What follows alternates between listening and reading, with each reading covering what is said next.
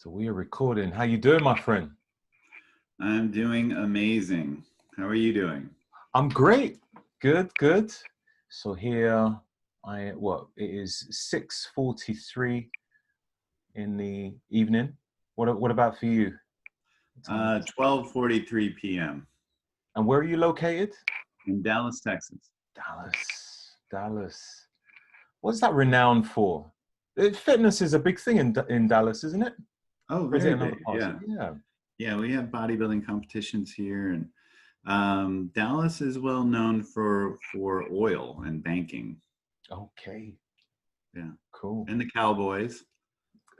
Yeah, I think that's what I originally knew it for. A lot of the Yeah. cowboy movies, that's for sure. Clint Eastwood and I don't know, maybe some others.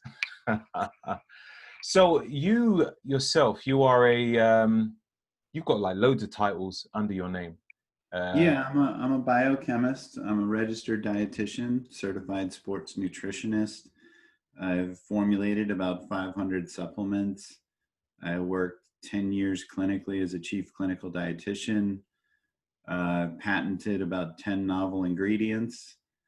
And then I like to tell my story of what's gotten me here. And I've had battles with depression and suicidal thoughts. I've had autoimmune issues with Hashimoto's, Epstein-Barr, fibromyalgia, chronic fatigue syndrome. About 8 years ago, I had a brain tumor. And so just battled through a lot of things. And along the way, I've gotten some tools. Like I've been known for when I speak on, biohacking. I've been keto for 20 years, paleo, intermittent fasting, and then certainly supplements is an area of expertise. So those are all things I like to talk about. But of late, I've been talking about my personal story and what's given me my passion and why I'm here. And there's always that why behind someone. If someone's like kind of at the top of their industry, it's like, well, what's the why behind it? Like, what drove you so hard? And for me, it was like trying to fix all the broken. The quote unquote broken is how I've looked at it for most of my life. And now I view it as my beautiful. Like it's what makes me unique. It's what gives me my story. It's what gave me my passion. I wouldn't be sitting in front of you right now if I wasn't morbidly obese, if I wasn't anorexic, if I didn't have all these autoimmune issues, if I didn't struggle with being bullied and abused, and all the things that have happened in my life. If those didn't happen, I wouldn't be here right now. Mm-hmm. And this is where I'm supposed to be. Incredible. So let's go straight into it. Like, putting all your degrees and certifications aside. So you've had a history of sickness and you've just been through quite a lot of them, and probably not even all of them. Chronic fatigue syndrome, depression, insomnia, obesity, what's the pituitary tumor? Oh, yeah. Okay, so what is your story? How did this all start?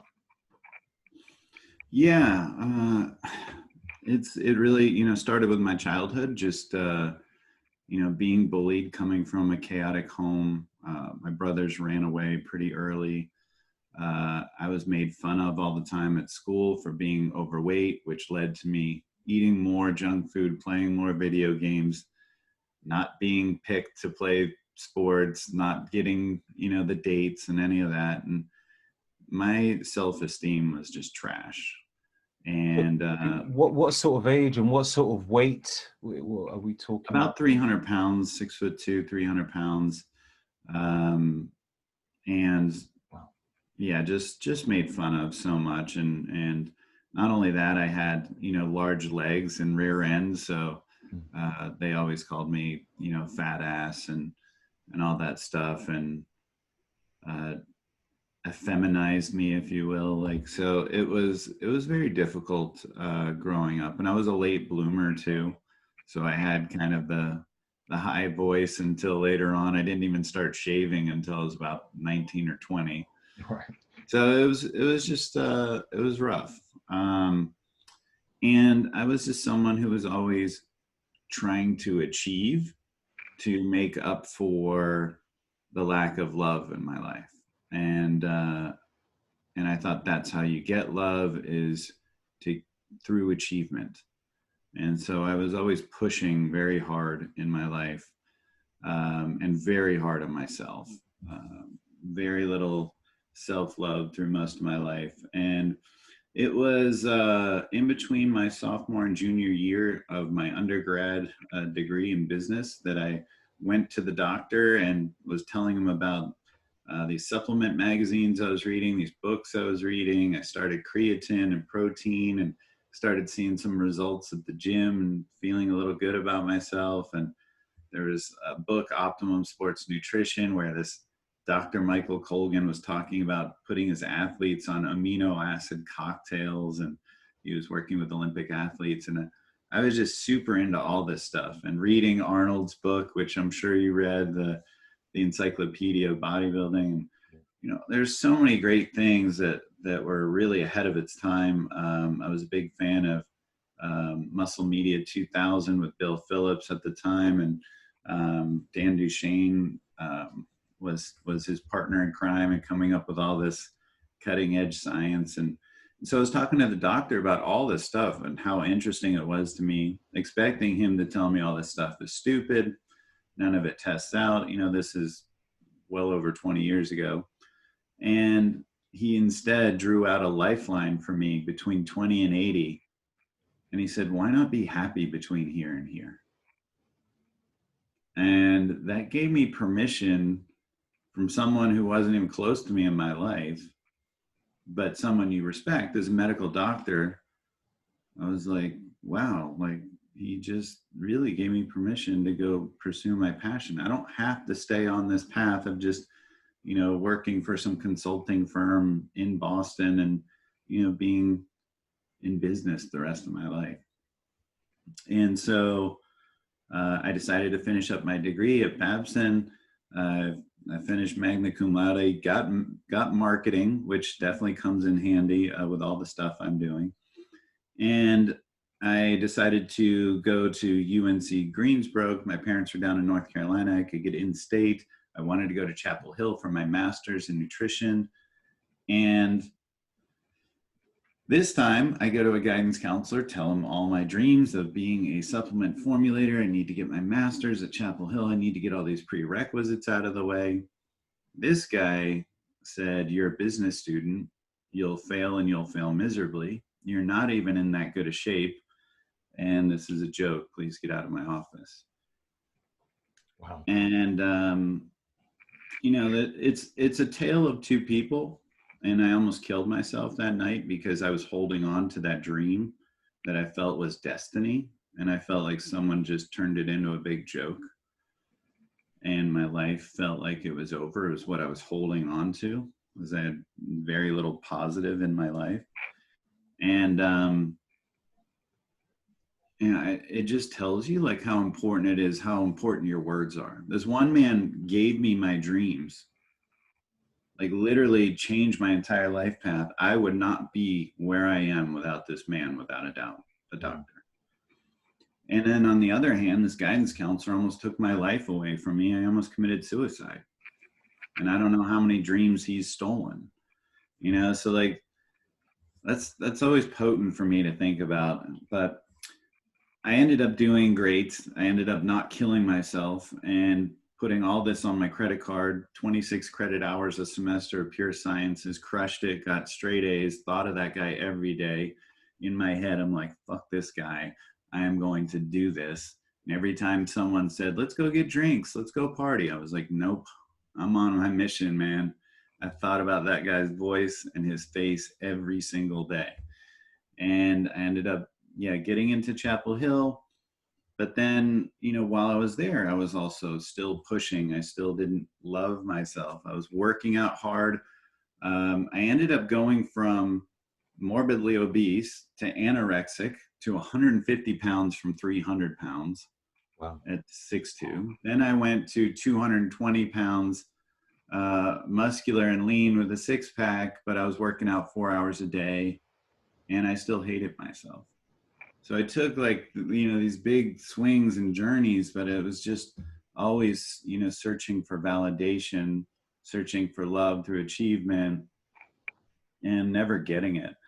And while I was at Chapel Hill getting my master's in nutrition, I was working hard on my master's. I was working several jobs at places like GNC, and, you know, trying to go out a lot of nights of the week to try and meet girls, because I just felt like I was never getting attention there, and I wanted love. And I was just burning the candle at both ends. And then I ended up getting all these autoimmune issues.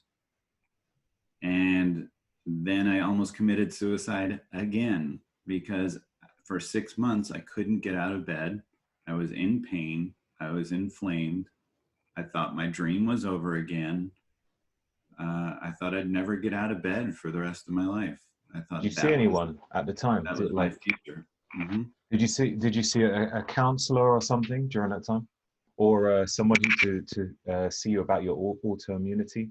How did you know? You know, at the time, about 20 years ago, there really wasn't experts in that I was aware of. I went to my medical doctor, general practitioner. They tested some things. They didn't really know what to do. They said, you have Epstein-Barr, that'll pass, you'll be fine. So there wasn't like someone who's an expert in chronic fatigue syndrome was laughed at. Fibromyalgia was laughed at 20 years ago. They said like those were. What is that exactly? Is that like a rheumatism or something?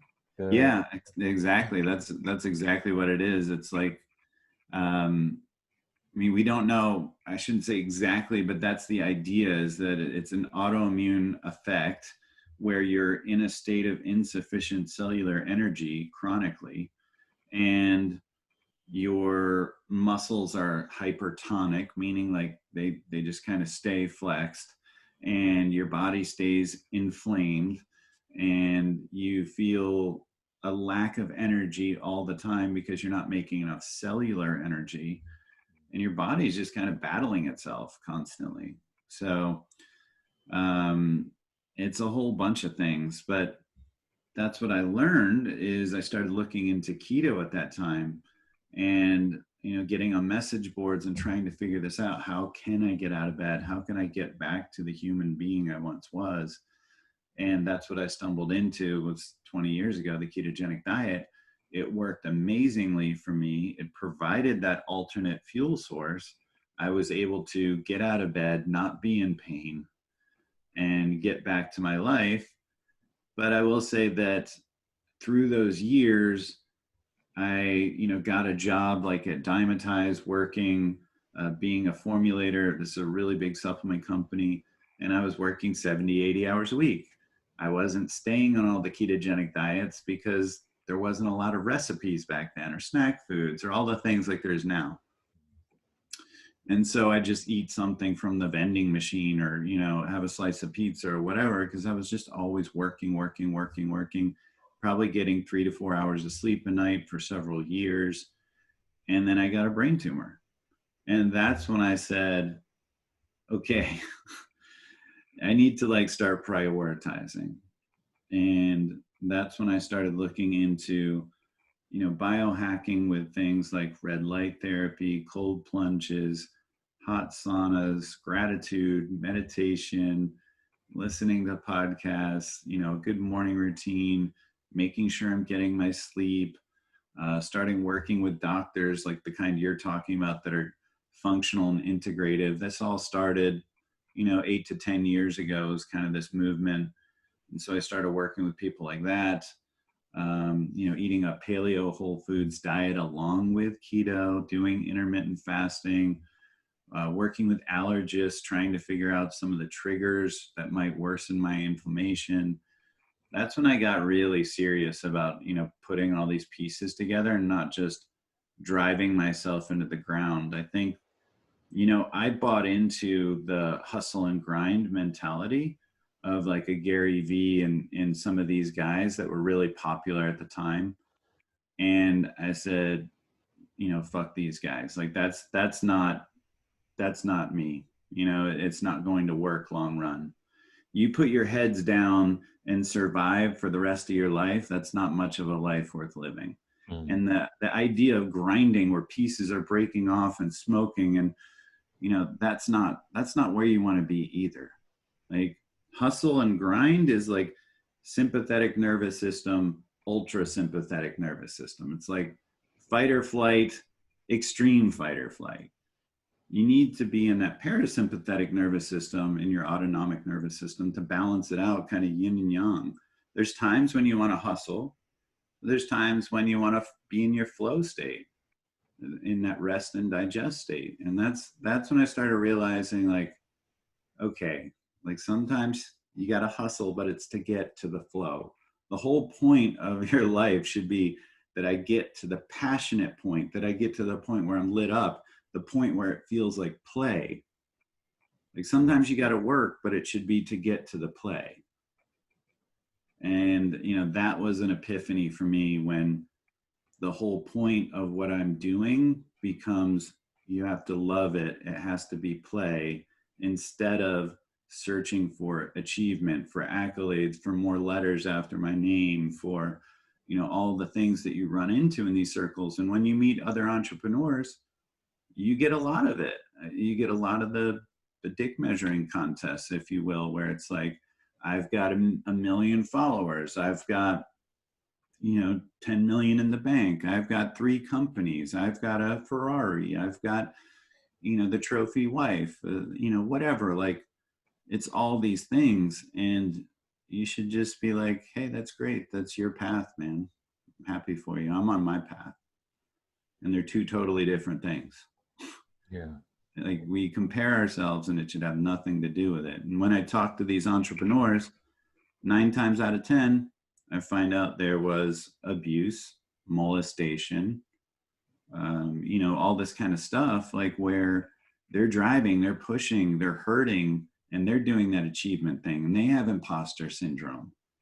And you're surrounded by all these people that are just dying on the inside, but seem super successful on the outside. And you're like, wow, that's the person I want to be, when you're looking at Instagram, or you're looking at them driving in the car, but they're miserable. See, And I it's was like, right there too. mm. No, I was just like, when you say that, I've met so many people that I've seen them on Instagram. I'm like, wow, I can't believe it. I'm going to meet this person. And when I see them, they seem very anxious. They seem like they always have their phone in their hands. And I remember there was a really bizarre situation. I remember being at dinner with lots of other influencers, and I just thought we was going to all sit down and chat and get to know each other. But everybody had their phones, and this was before IG stories was about, and Snapchat was a big thing. And everybody had their phones out, and they were recording, like everybody eating. Oh, I'm with this person. I'm with that person. Oh, we're having such a great time. And then after they recorded, they put the phone down, and nobody communicated with each other. And I just found it fascinating, because it was like, you're making it appear to the outside world as if you're having a fantastic time, but really you're not. You're unhappy. You can't even join in with other people. You're just creating this whole facade. Yeah. And that rift, that dissonance, gets like deeper and deeper over time, that wedge, like, of what you're projecting versus what you are. If those aren't in alignment, that rift just creates deep misery and almost doom in your life. And that's where you get depressed and suicidal and fatalistic. And it's not healthy. Like, I agree with you. I think the phones should absolutely be away. It's an enemy of connecting. The most powerful thing you can do is be a great listener. The greatest leaders in the world aren't great talkers. They're great listeners. The most powerful person in the room is a great listener. And that happens when you are focused. We cannot multitask. We are task switchers. And it takes about 5 to 6 minutes to switch back to something else and regain your focus.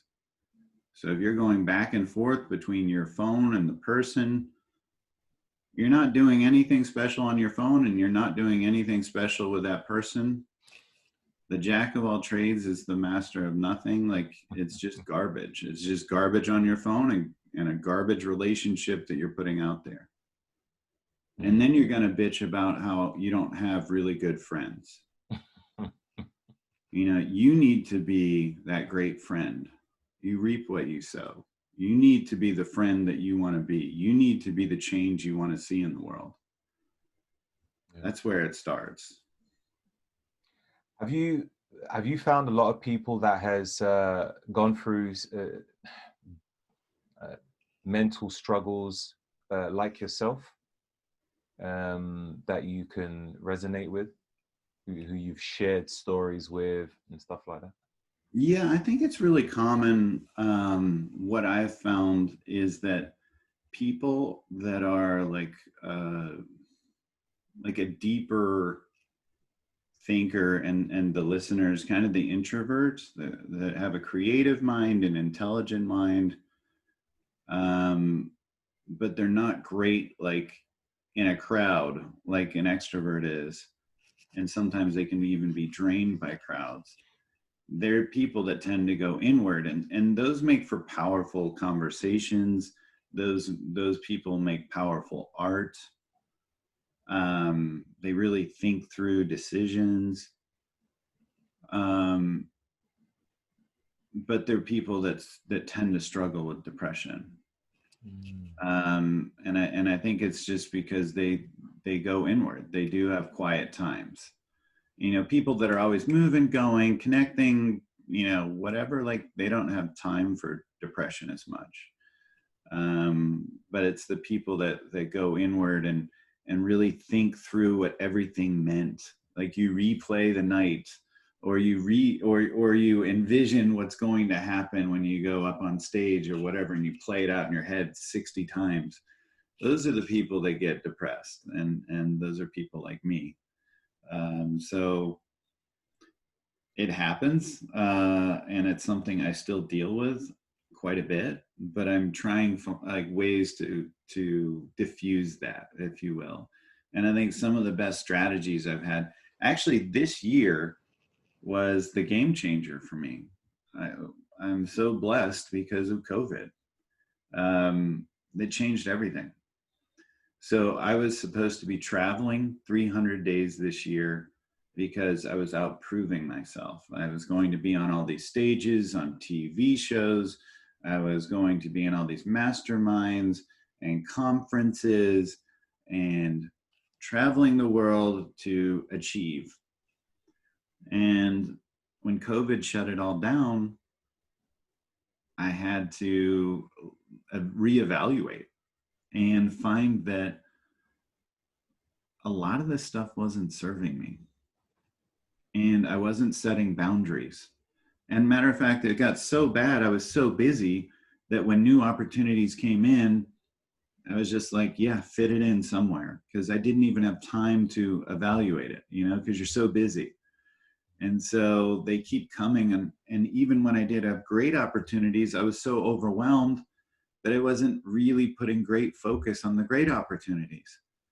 So this allowed me to, one, start doing plant medicine and really trying to establish more play in my life and self-love.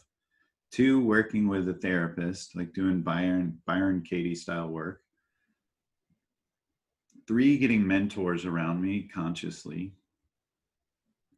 Four, listening to some podcasts. Five, setting boundaries and having a filter of, is this going to serve me? Does this light me up?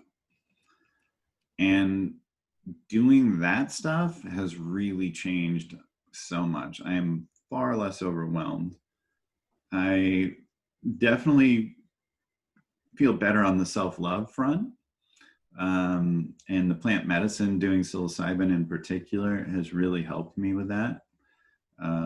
Just started that this year and have probably done it about 6 times. Where do you practice that? At home? Yeah, no, I work with a couple. One is a nurse and another is a therapist, and they're just amazing. And they help you with setting intentions and, doing breath work and going through your prior traumas, and then um, they check on you throughout the night, and then you do integration the next day. What's that? So that What's the into? integration is where you take what you learned in that space and how you're going to apply it in your life. Right. And so that's really important. Otherwise, you're just someone who's just tripping and, escaping. The integration part is the most important part. Now that you've seen some of your true self, higher self, tapped into kind of the great wisdom Mm. of the universe, or forgiven people around you, or even given yourself grace, now, like, you're saying, okay, this is what I'm going to do differently now as a result of what I've seen and learned. And so that's a critical piece. And for me, that's been tremendous. Like, you can tell somebody all day long about like how important self-love is, or you don't need to be doing all these achievement driven things. Like, you can just love yourself. Like, cool, great. Like, you're just like, yeah, whatever. Like, and you keep moving forward. But Mm. once you feel it in this space, and your brain makes these folds in your brain's neuroplastic in this plant medicine space, and it's like your heart feels it and your brain says, anchor this. Wow. Wow. Now you can go back to that and say, okay, that's what love feels like. That's what I want more of. Or this is what play feels like. That's what I want more of. Mm. Like, I've been putting off all these things, like, maybe I want to do an improv class, or maybe I want to take singing lessons or do some art. And then you're always like, I'll get to that some other time. I'm busy. I've just got It's not so much stuff. serious or something, right? Yeah, and it's just silly. It's not silly. That play is everything. You will become better at everything you do if you have an outlet for play and creativity. Mm. And Mm. so, yeah, don't dismiss those things. Chase those things. Make those things important. I find it quite interesting when you was just talking about how you was chasing all these achievements to prove to others, maybe try and prove to yourself. It reminded me when I read a book called The Game by Neil Strauss. I think Mm, most guys have read that book. I don't know. Have you read that? I didn't read that one. I got to meet him at a Awesome. dinner with Lewis Howes, and I was in Lewis Howes' mastermind, and I had read Emergency, I believe, is one of his books. It's kind of like how to, like, doomsday prep for the end of the world. He is a really great writer, and I heard about that book. Yeah. He explained it a little bit, but I haven't read it. I was out with a friend one day, and I guess as I started to read a lot of self-help books myself, because I was very introverted when I was younger. I went through lots of abuse at home, and that's another discussion another day. But I started to work on myself and build my confidence that um, I always kind of tell myself, if it's to be, it's up to me. Yeah, I'll think of little phrases that I've learned from people like Brian Tracy or Les Brown, Eric Thomas, and these little things. Anyhow, one day me and my friend, we was in central London, and I just remember me and my friend, we was looking for a club to go to, and there was about maybe 8 girls walking along the street. And then I just like ran up to them and I just threw my arms around them and I was like, okay, so where's the party at? And I was just playing around, and they said where they were going, and I went back to my friend and he was like, oh my God, how did you do that? Have you read The Game? And I was like, The Game? What's that all about? And he was telling me it's a book written by Neil Strauss in how to pick up women. And I was like, that sounds a bit weird. There's a rule book with how you pick up women? He was like, yeah, it's amazing. So I was like, no, I don't need anything like that. I'm good. But he already had the book and he lent it to me. And I was like, look, I'm not really good at reading books. Every time I try and read, I fall asleep. That's the reason why I have so many audiobooks. But I thought, let me just give this a try. So I sat down and I tried to read the beginning, and it turned from a try into actually enjoying it. I was like, oh my God, this is pretty interesting. And near the beginning of the book, he actually kind of gives an introduction to how his life was at the beginning, that he was a very academically driven person, possibly to make up for the fact that he didn't really have a love life, and that he wasn't very confident. But his way of trying to build confidence in himself was to have a very successful career. So, you know, he put all his efforts in his career and he was doing extremely well. And then he decided that it's about time he had a love life now. So he decided to go to some workshops and learn the art of picking up women. And then it just goes into, you know, the skills that he learned. And it was really cool. But it was quite interesting, the very beginning of it, that, you know, because he you know, had low self-esteem. He looked terrible. Like when I saw the early images of him, you know, he was really scrawny. He had this little bit of tumbleweed for hair on his head. I think it's completely shaved now. He started to work on like the whole grooming thing, but before he had no idea in terms of like fashion sense or grooming. He looked atrocious. But once he started to work on that, he started to really start to take care of himself. He really started to look a bit more into that and started to understand it a bit more.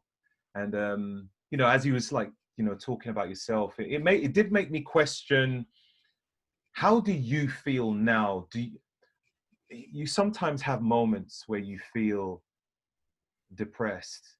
What is there like a shift in self-love? What's happening at that particular moment, would you say?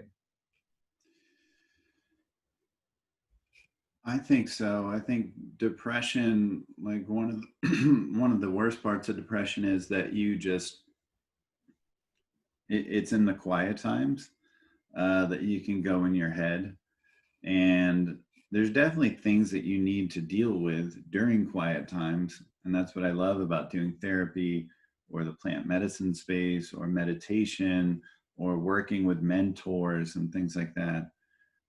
But sometimes, like the thoughts that we have and the voices in our head, if anyone talked to us like we talk to us, you wouldn't be their friend.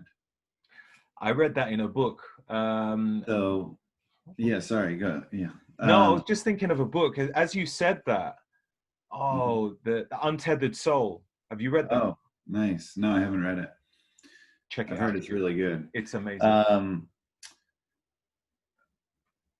but we're relentless on ourselves, and I think getting in the habit of not only being around people that energize you and things that energize you and light you up, you know, having your 5 mentors, or you know, you're the product of the 5 people closest to you, so like intentionally choose those people that light you up, that challenge you, that give you energy. Right now you probably have too many energy vampires in your life, and I think it's also important that you be your big advocate, so that you start working on affirmations, that you have a gratitude journal, that you have a vision board, that you are saying things to yourself throughout the day that, you know, instead of saying, I can't do that, or that's impossible, you just say, I haven't done that yet. Just leave it open. It's like, you know, hey, what do you think about being a professional actor? Well, haven't thought about that yet, or I haven't achieved that yet. Yeah. Sounds interesting though. I mean, just like stay in play mode in your head where anything is possible, and it's totally potentially doable. Someone with less skills than you, with less things than you have, has done whatever it is that you're probably dreaming of. So it's all possible. And instead of giving yourself 100 reasons why it's impossible, start thinking about all the reasons it is possible. You know, and just be that positive voice, you know, so work on these affirmations of, you know, before you get out of bed, say like, today's going to be an incredible day, and I'm so thankful for the body I have, and, that it nourishes me and takes care of me. And, I'm thankful for the relationships I have, and that I have a job, and then work in your gratitude journal, and then do a little meditation, and, be in that parasympathetic mode, and then go into your day. I think we just need to grant ourselves a lot more grace than we currently are. And you'll be depressed less. Now, another thing is like this Byron Katie style work, that we tell ourselves stories, like even me, about like, abuse or bullying, or all these partners that have screwed me over in business, and all these things. I have all these stories I've been holding on to, of like people have tried to harm me and hurt me and destroy me. And if you really dig into these, you ask yourself, do you know this to be fact, these stories you're holding on to? And then you find that no, it's a perspective, and it's through your lens, and other people are living out their lives, and they're hurting, and hurt people, and people are just projecting out. But it's not all about you. In their life, it's all about them. And so you have to see that it's a give and take of these different existences that are being projected out. And no one has nefarious intent to destroy you. It's more like that they're just living their lives, they're going through pain, and they happen to inflict some of that pain on you, but it had nothing to do with you. And they weren't well equipped to deal with that situation in the best way possible. And neither have you been in many situations. So we all hurt people. But just being aware of those kinds of things, and so having the positive voice coming from you, having positive voices around you, those are the game changers. We all need a team that lifts us up from time to time. So that's probably the most critical thing. Yeah, I think so. I think that's great. Like if you've got, when you were talking about the 5 closest people to you, but yeah, a team of people. Some people, unfortunately, they might not have lots of great influence around them, maybe because of where they live. They don't live in the best of circumstances. Like all their family is negative, or the neighborhood is a bit corrupt. I used to live in a corrupt neighborhood when I was younger. Everything was just like, crime stricken. And I was involved in a lot of that, breaking in houses, robbing people. I'd been involved in a lot of that in my teenage era, and I knew it was wrong, and I knew I needed to get away. And the moment I did, I was able to think a lot more clearer. Mm-hmm. It was like the moment I tried to think clearer, people would look at me as if I'm the alien. And I thought, what's the point? People are looking at me strange. I want to feel normal so that I could fit in. But the moment I was able to escape, then I was able to just tap into new thoughts without anybody trying to influence that. And I think that's pretty helpful as well. Yeah, that's the key is I believe if you need to move, if you need to, get a new group of people around you, I mean, don't stop, being kind to neighbors. Don't stop, loving your family. But if they need to be at arm's length for a little while because they have a negative impact on you, then do that. And if you need to move to find the right people to put around you, then do that. Change jobs, do that. Change schools, do that. You do whatever it takes to get those right people around you, because your life will completely shift at that point. And then I would say, if you think, well, for right now, that's impossible, even though I don't believe that to be true, then choose people on podcasts. Here's my mentor, and I'm just going to listen to this guy like crazy. Tim Ferriss is my guy. He's one of your 5 now. So for 2 hours a day, you're listening to Tim Ferriss. He's one of your 5. He's a voice in your ear. Roger Snipes is my guy. I'm going to listen to him every day. I mean, then do that. Like if that person vibes with you and you feel like connects on that level that keeps building you up, and make them one of your 5. Yeah, man, that's definitely good. Do you find it difficult to live in your own head? You mentioned that there's times when it kicks in, this depression. Do you have a fear of looking deep in your head at times? Do you feel like there's a lot of darkness in there on some I days? do. I have periods like that. I think, like, again, a deep thinker tends to be a conflicted soul. When you spend a lot of time analyzing yourself and other people, like, it can be a brutal and dark place in there for sure. That's why doing like that affirmations and surrounding yourself with people is so critical. But Maybe it's the type of questions you ask yourself, though. like, How you ask the questions in your head, you know? yeah, I mean, a lot of times you think like, this is what I guess I'm just broken. I guess I'm screwed. I guess, this is just the way life is, and it's stacked against me. And, you think very fatalistically, and you think that you deserve it. That's, one of the dark thoughts is that because of all the terrible things I am or have done, that I deserve this. This is where I am.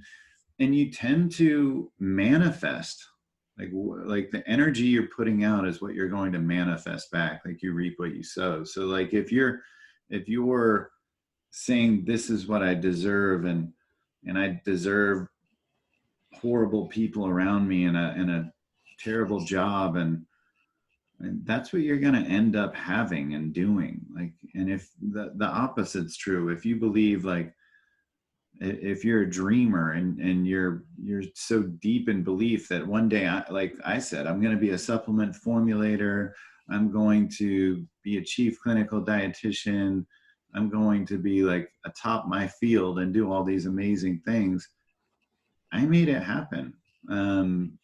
And it's just from manifesting it. It's just believing when no one else believes. There's going to be points when even your best mentors, your best friends, your best family are going to say, no, that's dumb. That's not going to work. That it has to be in your heart, and you have to make it true and believe it.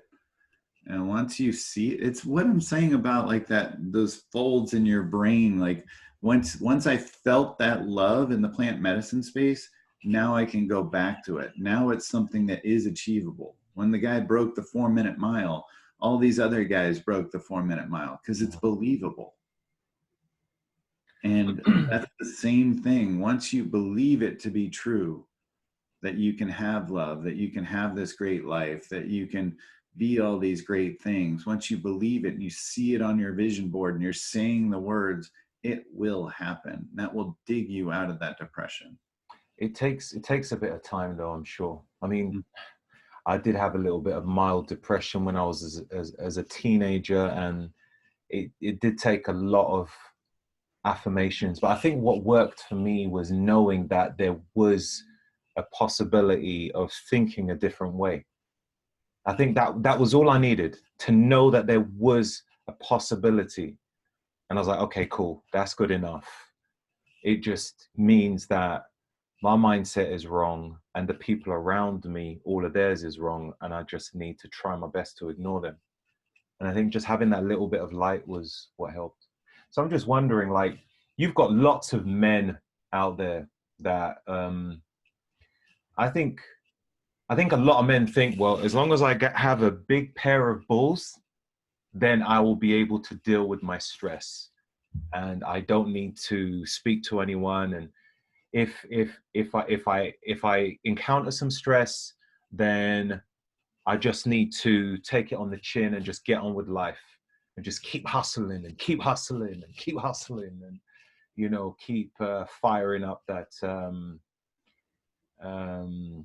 the can't think now, the sympathetic nervous system. What's your take on that? Like, what would you say for guys like that who just keep pushing themselves, but they kind of suffer in silence and they speak to nobody. Yeah, and I think that's very common as men that we do that. And so I tend to see in like these mastermind groups that I'm in with millionaires and even billionaires that they're hurting. And the more financial success they often have, the more they're hurting, and they kind of forewent love, you know, like and again for that achievement thing, and they're so used to suppressing. The thing that makes it even harder, we as men tend to suppress. We're not supposed to show emotion, and we're not supposed to connect with our guys and open up. We're supposed to be like just, you know, sports and guns and, you know, action movies and whatever, and superficial discussions is like what we're supposed to have. While ladies, it's very easy for them to connect on emotional issues, you know, girls night out, or, you know, let's go hang out today, and girl, I need to open up. And guys don't do that very well. We're taught not to do that. So we just suppress it and suppress it and suppress it. And what makes it even harder is when you're an entrepreneur, you feel even more lonely because people think, oh, must be nice. You know, must be nice to have all that, you know, money, all that stuff or whatever. And they don't understand that with that money, that one, you're reinvesting into your company. You're not just out there spending all these dollars. You're worried about the livelihood of this company, and you might be worried about stockholders. You might be worried about the employees you have.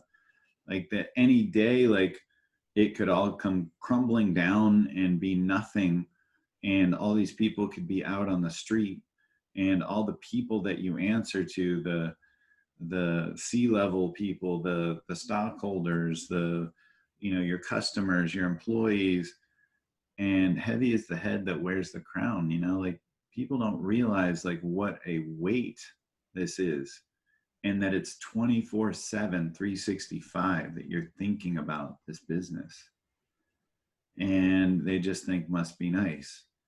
And so it's very lonely because you think they don't understand, they don't get it, and, you know, everyone wants what I have, but they don't want the sacrifices that I've made. And so I'm just in this alone. And it's a very dark place to be. And I've seen that from a lot of entrepreneurs. And that's where things like masterminds can be helpful. You know, like we get in a small group and we can open up, be vulnerable, talk about the ways that we're hurting, and really just, you know, share on a deeper level than we're used to sharing.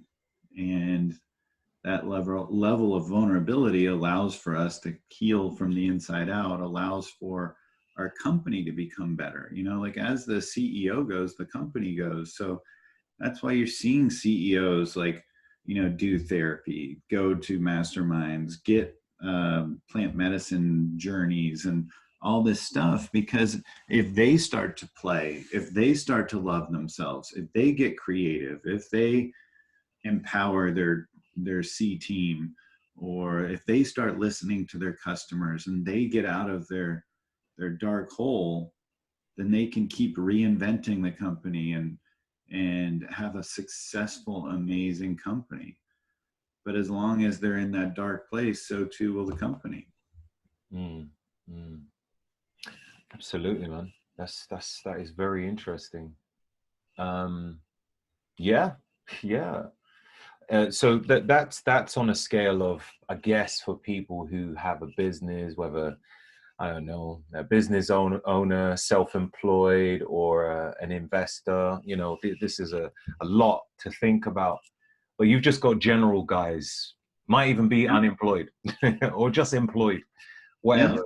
Just guys in Yeah. general. No, I mean, it's like I said, it's the same. Like guys are just, we're taught to suppress, and we're taught to kick ass, um, and we're emasculated a lot right now too, where it's in our DNA to want to be the protector and be the hero, and we're getting emasculated, you know, in the media, where we don't feel strong and powerful anymore. And then at the same time, we're taught to hold it all in and not share with other guy friends, because that's for, effeminate men.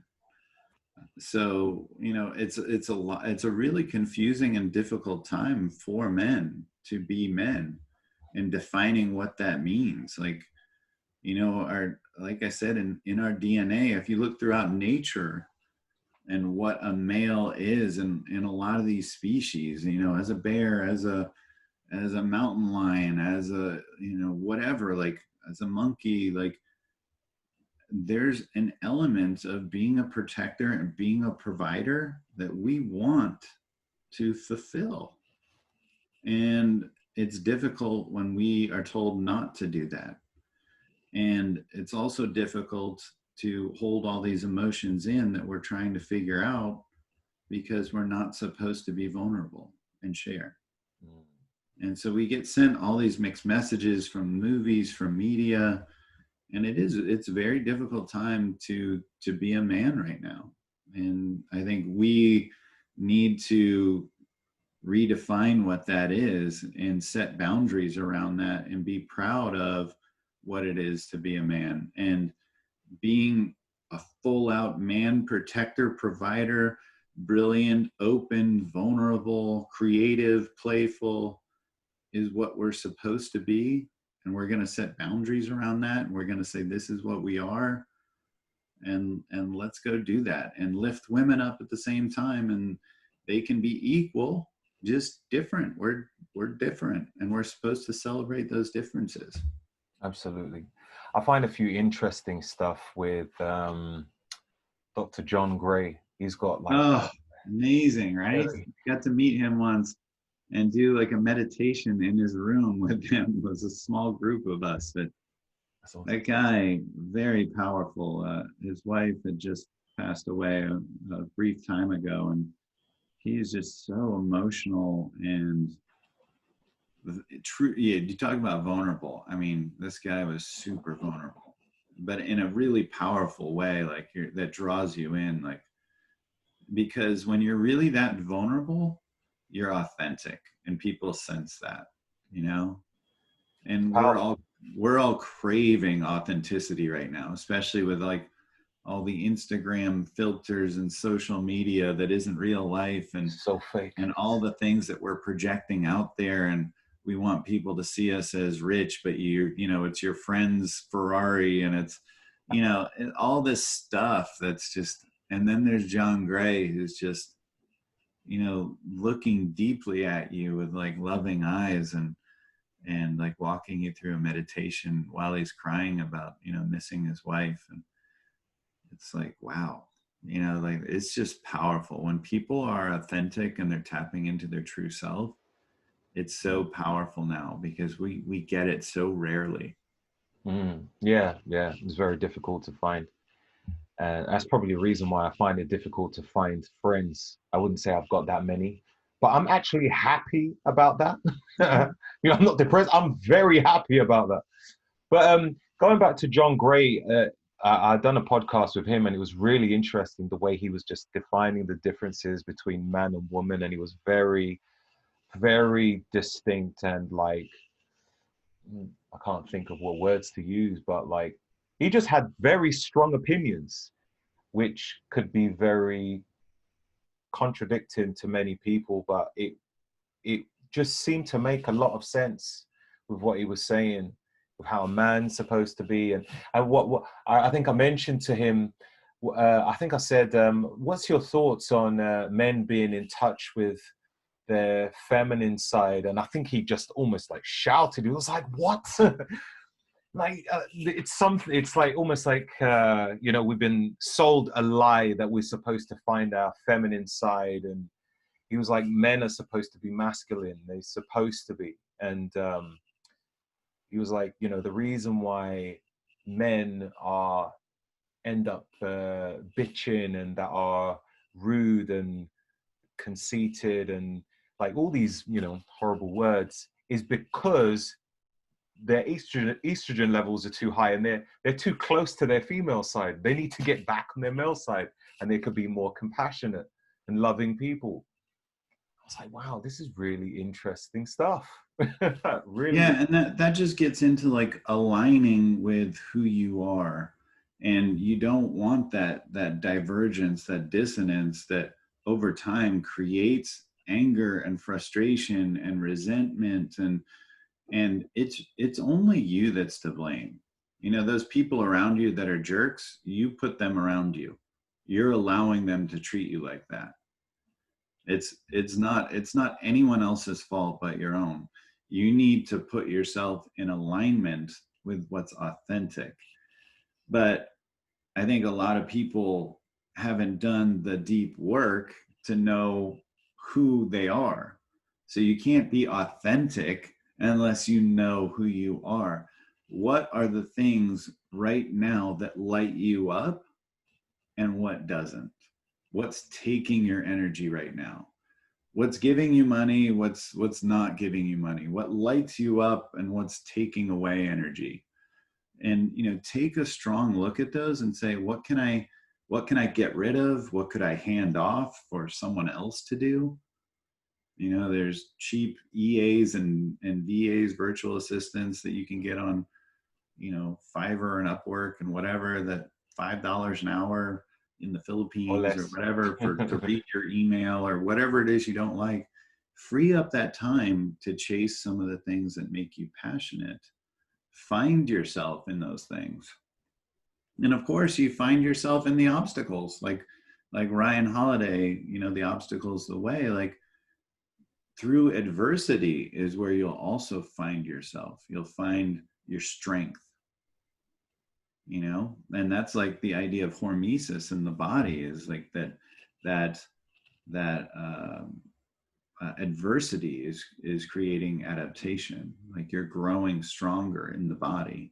And the same is true with that stoic mentality, like the obstacles the way, like that. You don't want to, like, a life without obstacles.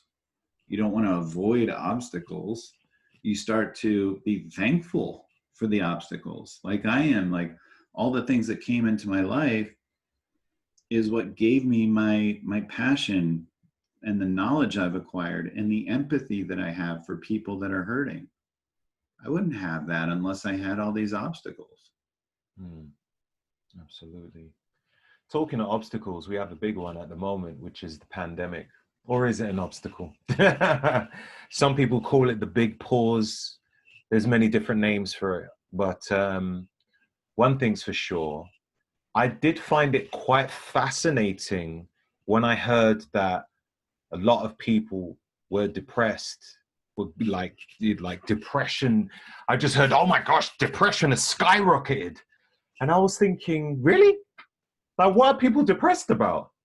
And I think because I so enjoy my own company, if people said, Roger, I ain't going to come to your house anymore, I'd be like, okay, I'd be fine with it.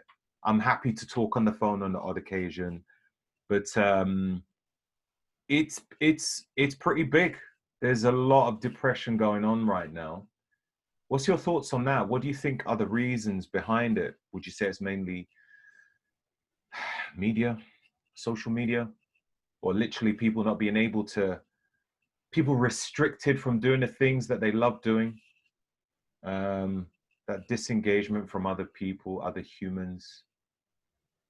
Yeah, you brought up a great point about that you're good with just being on your own. And I think that's because you largely have a positive voice in your head. And if you haven't I love what's in my head. Yeah, like, you're your own friend, right? But a lot of people, that ego is the enemy. The voice in the head is not a productive one. It's a counterproductive one. So spending time alone, not drowning it out with alcohol, video games, movies, work, staying busy, exercise, whatever, and just having a lot of time to listen to that voice in your head. If you haven't done the work to change that voice, then that can be an ugly place to be.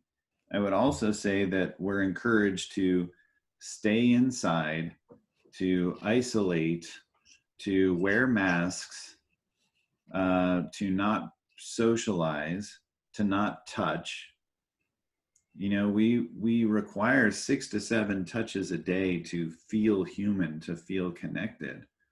And when we don't get hugs or handshakes or pats on the back or, you know, any of that stuff, we start to feel isolated and lonely.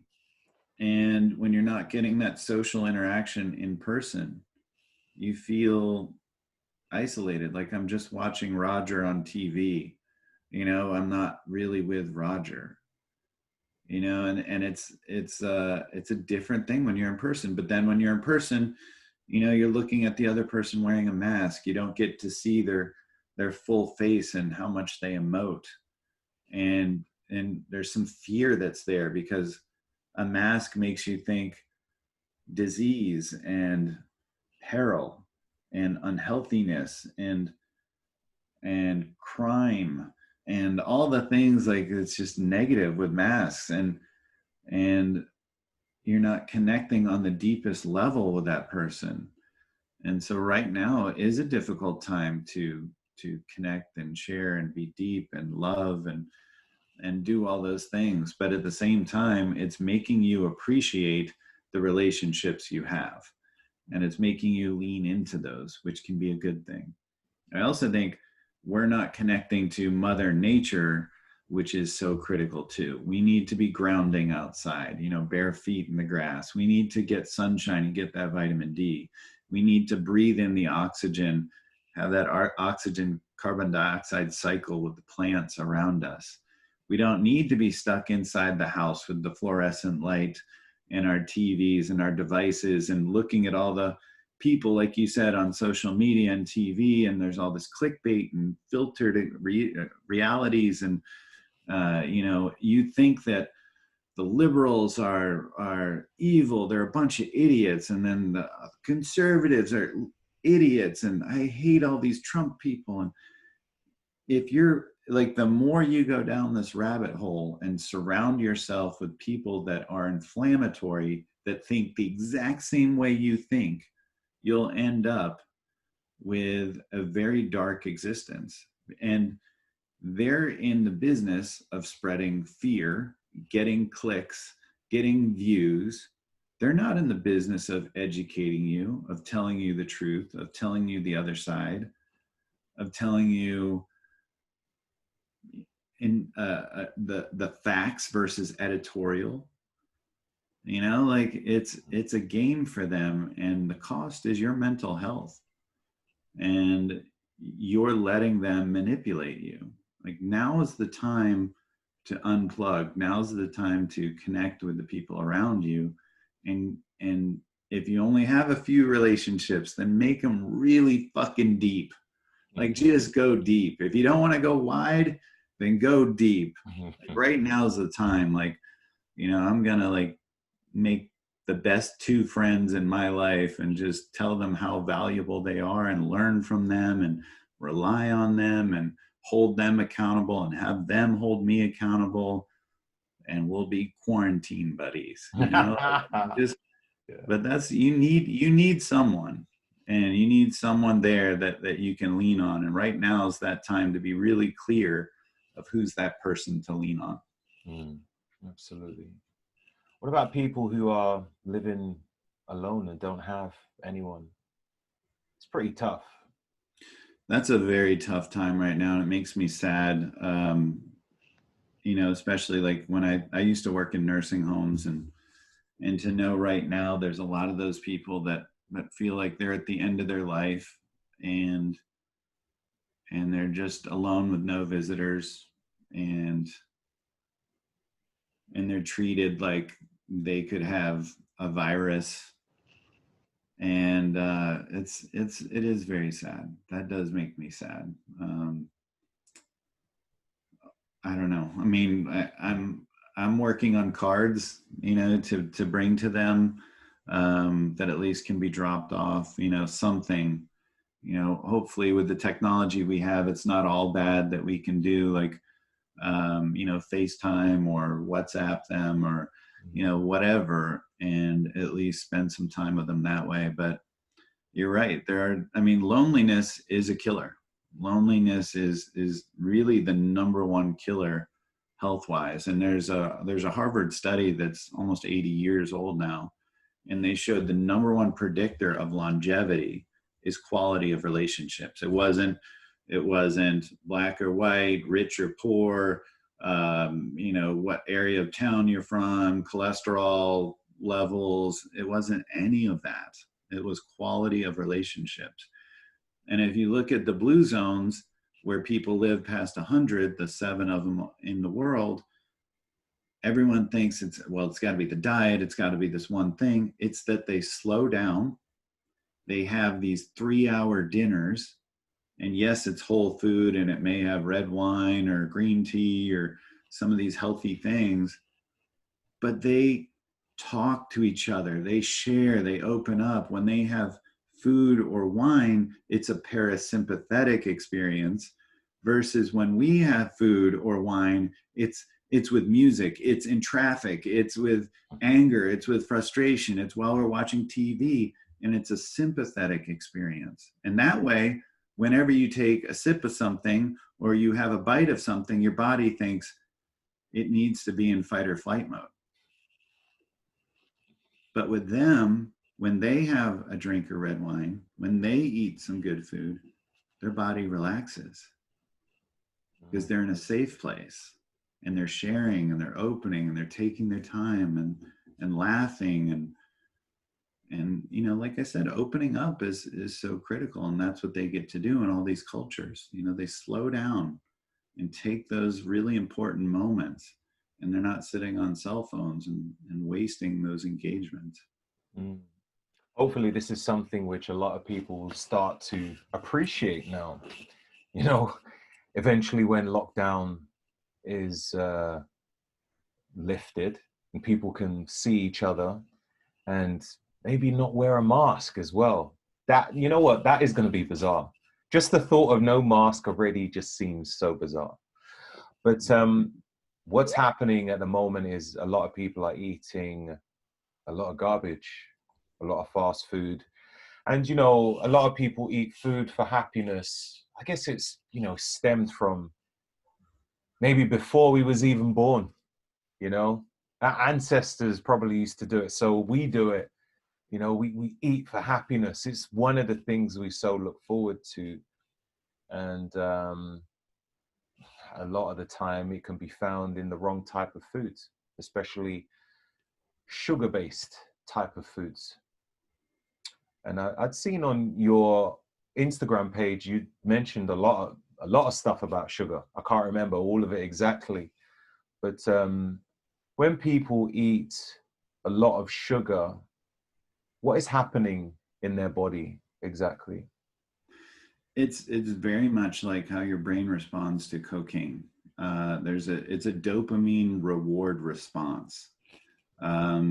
The damage from sugar long term can be bad with what's called advanced glycation end products and insulin resistance, and almost all the disease states are correlated to metabolic dysfunction and elevated glucose and insulin, including cancer, coronary heart disease, aging, Parkinson's, you name it. Wow. Is almost all correlated to that. But the problem with just sugar acutely is it's literally a drug-like effect, and it's not going to be that stable response that you might get by eating whole food. It's just like you do the cocaine, you have the high, then you have the low, then you want to have more cocaine. And it's a cycle that's addictive, and people are just as addicted to sugar. When you walk in a convenience store, it's that store of addictions. You look around at all the colors and the caffeine and the tobacco and liquor and porn and lottery and whatever, and it's sugar everywhere, and it's sugar by the register in these bright packages and M&Ms and Red Bulls and whatever. It's an addiction, and you feel horrible like after you eat it and for even buying it, and you kind of hide it. And like if you're kind of hiding it, that's really bad, like You shouldn't have guilt and shame around stuff. And sugar isn't necessarily bad all the time, but like you can fall into these cycles of it being really unhealthy. So it's definitely something to be aware of. I don't, like there's times I might have, a piece of cake or, something, but I do make sure I'm a ketogenic dieter, and I do cyclical and targeted ketogenic dieting. So I do make sure that it's worth it when I have it. Like if someone offers me up like some grocery store cake, I'm like, no, thanks. But like if it's some, gourmet, experience, this guy's won awards, I'm like, okay. And then, after that, I'll be fasting, I'll work out, I'll, get back in ketosis, and it's all good, but I just make sure it's worth it. And I make sure that that's not the majority of what I'm eating. If you eat 20 healthy meals and you have one, meal that's not so great, it's not going to make an impact. Just like if I had, 20 incredibly healthy meals, salads, vegetables, all these things. And like I said, yeah, you have like a burger and fries, it's not making an impact. And if somebody who's eating all burgers and fries has one salad a week, it's not going to make a difference, right? So, don't beat yourself up. You can have those things on occasion, but it is a downward spiral that you can get in that's very, very addictive. And it'll start leading you to impulsive behaviors in general.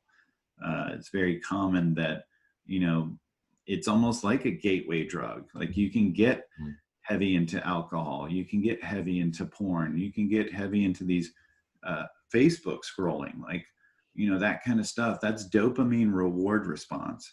And you need a hit. I need a hit. I need to feel better. Now I'm jonesing, like I need it. And that's when you're scrolling, when you should be talking to the guy at dinner.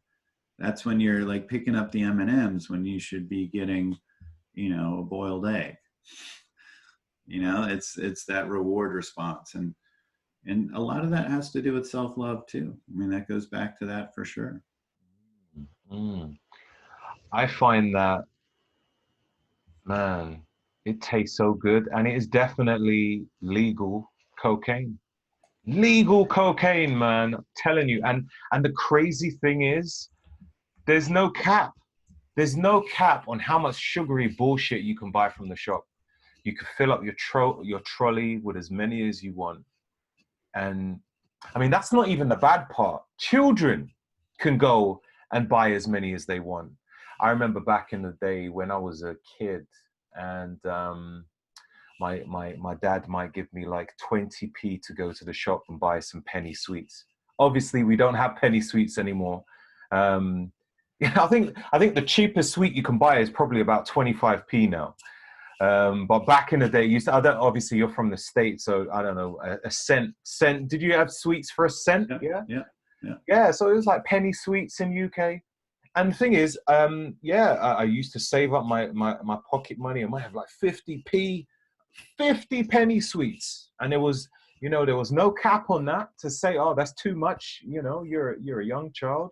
I would sit there and eat it all, and I just remember just like thinking, oh, I want some more, something sweet. And I've seen it in my daughter as well.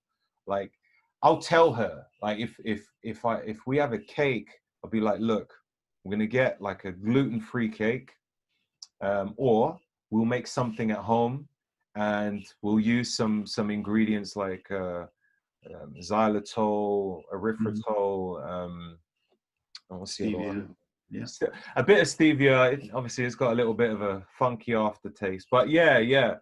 And just and in that way, you can have it without the crash. You might go, depending how much xylitol you use, because if you use a lot of that, you'll be visiting the toilet. Yeah, that's for damn sure. But I guess I'd prefer that than the mad cravings with the sugar. It's crazy. Like you'll wake up during the night thinking, oh, I need something. What? That is insane. And I've seen it in my daughter where I remember, she might have eaten like a cake with like sugar in it. And then I might be in the kitchen washing the dishes, and then she'll walk in there and she'll just stand there. I'm like, Zara, what is it? Are you okay? Yeah. She's looking for something sweet. I was like, it's because of that cake. I told you, you shouldn't have had that much. So, you know, I'm very mindful of that. Like now I understand more about foods and its, you know, our behaviors when we eat certain foods, especially like, you know, high glycemic load or high sugar or gluten types of foods. I know how I feel, and I know how, you know, my daughter responds, for instance. I think that needs to be a bit more widespread. More people need to know about that, in all fairness. Just that dopamine fix, it's crazy. It's insane. And it's so readily available for children. Yeah, and it's so bad for the immune system. Yeah, I'd love to come back on and talk nutrition and supplements and all that good stuff if you'd have me. Absolutely, man. Absolutely. I mean, that's because ingredientologist, that's what you're known by, isn't it? Yeah. You know, this is your Yeah, forte. but this was a really fun conversation. I really appreciate you having me on. Like talking mental health and depression like really is a big reason why I'm here, and I want people to not feel alone and talk about my journey for that reason. That's amazing. So on Instagram, you're known as the ingredientologist. Yeah. So is that the full handle? Yeah. Ingredientologist. Yeah. Yeah. And ShawnWells.com, SHAWN. I have like a bunch of guides on there that are fully cited on keto, on fasting, on immune health, my top 10 supplements, how to eat healthy for the holidays. I got recipes up there, all kinds of stuff. Yeah. That's incredible. And you also have a book, The Energy Formula, which is coming out. Yeah. Yeah, that'll be out February 16th. And if you go to energyformula.com, that'll be up by the time the show comes out. You'll be able to buy that book, the pre-sale, for 99 cents, which is awesome. And that's the ebook, but it'll also be out on hardcover and softback. Yeah, February 16th. And it's the Energy Formula. Talks about experiment, nutrition, exercise, routines, growth, and your tribe. Get into all the things that encompass having more energy in your life. Oh man, that's amazing. Really good. I think people need to eat a lot more food which have a lot more high vibrations than the nutrient deficient garbage that is, I don't know, highly advertised. The moment you walk into supermarkets, it's just there, like in your face. It's insane. Exactly. Yeah, amazing. Are you on any other social media? Do you have Twitter, for instance? Yep, Twitter, LinkedIn, Facebook. I'm still at Ingredientologist on all of those. Even Pinterest. Yeah. Pinterest. So Okay. yeah. So thank you to anyone ahead of time that follows me, and I'll answer any questions you send my way, whether you go through my website or my social media. I'd love to answer questions. And like I said, I'd love to be back on and we can talk about supplements and talk about nutrition a little bit more. Definitely. We'll get on that for sure. Like I'll speak to, don't know if it's your assistant or. Yeah. We'll get that set up. Shawn, it's been absolutely amazing. Thank you very much. Yeah, it was a great conversation. And this is what it takes. It takes two guys talking to have that higher vibration, to live a higher life, to not feel lonely, that, you know, we're connecting, we're sharing, and hopefully having an impact on other people out there. So I love being a part of that. Thanks, Roger. Hey, no worries at all. Thank you again. All right. Have a great day. And you too. Brother. Thanks. All right.